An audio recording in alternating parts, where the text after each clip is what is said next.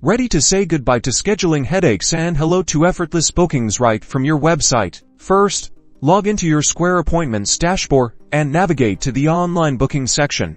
This is where the magic begins. Look for the Embed option. Might be labeled as website, integration, or similar. Click on it to reveal your embedding options. You'll see different ways to embed your scheduler. A button is a simple way to get started, or you can use a widget for more detailed integration. Square will generate a unique HTML code snippet for your chosen option. Copy this code. You'll need it in the next step. Now, head over to your website editor. Choose the page where you want your clients to book appointments. Insert a custom HTML block or element onto the page and paste the Square embed code you copied earlier into this block. Preview your website to see the booking button or widget in action.